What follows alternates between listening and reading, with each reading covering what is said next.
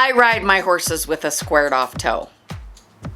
A lot of people look at me like I'm crazy when I say squared off toe. They're like, what do you mean you ride a horse with a square toe? A natural balance shoe, which I call a squared off toe, because when it's done it kind of looks squared. But if you have a horse that is stumbling or kind of stepping on its own feet sometimes, if it's trying to do an athletic maneuver and it's stepping on itself, squared off toes might help. Doesn't matter if it's trail riding, if it's competing, no matter what my horses are doing, they travel more freely and with more athleticism if they don't have a pointed toe out in front of them to stumble over. Just an FYI, I grew up a horseshoer's daughter. My dad said 99.9% of horses travel better with less toe out in front because they have less to stumble on. Stay tuned because the horseshoer is going to explain how to set all that up.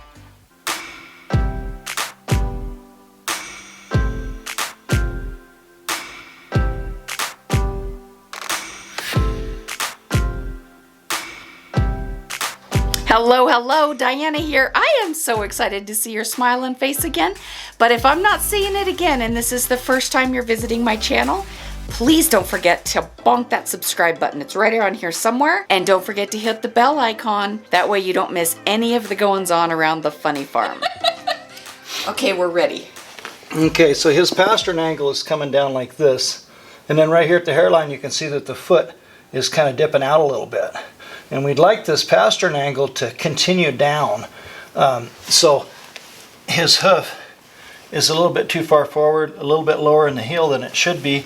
And so we're going to use a breakover shoe, and we're going to set his breakover back and get rid of some of this toe so his foot can go forward. And by doing that, we're gonna put this type of shoe on him, and we're going to bring it back so that he's got really good heel support. And that's how much of the toe we're going to bevel and take off. And how we determine where that sets is I'm going to map out the foot.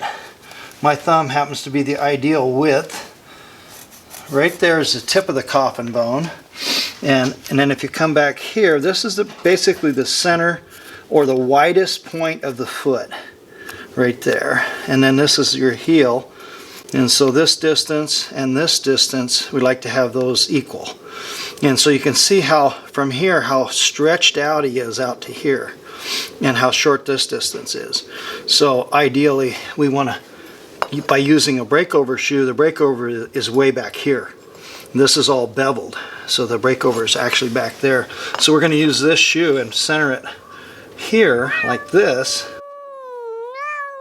And that's going to give us our breakover. See, if we slide that shoe over, here's where our breakover wants to be. And here's the breakover in the shoe right there. So if we slide that right over, see, it's right over that breakover point. And now he's got enough heel support back here to elevate him up just a little bit. And so we'll clean that all up, and that's how we set those. And I got to take just a touch off of there and we'll nail it on. Did you get that one? Yep. One shot deal. Yep. So we get some lube on there, that helps a bunch.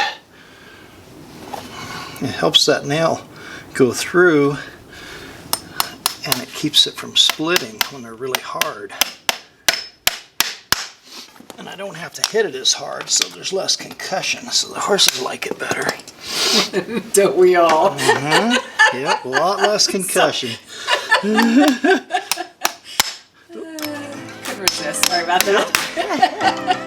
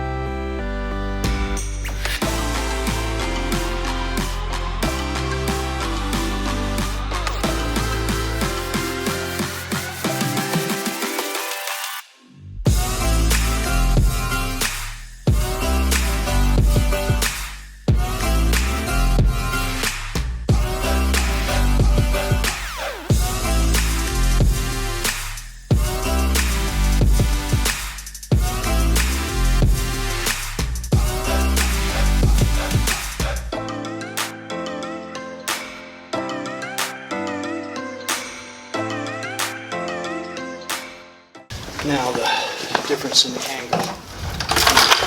It looks, there you go, look at it. Much better. Much. Awesome!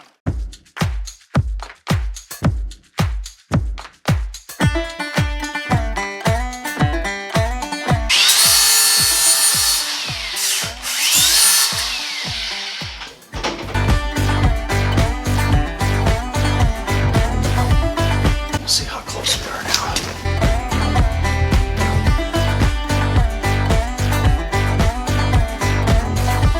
There you go. I hope you learned something you didn't know before, or you were entertained, or hey, I just hope you liked it. And if you did, please give the video a thumbs up. And with that, stay safe, stay healthy, stay surrounded by loved ones, and most of all, stay grateful for all of your blessings. Until next time, thank you.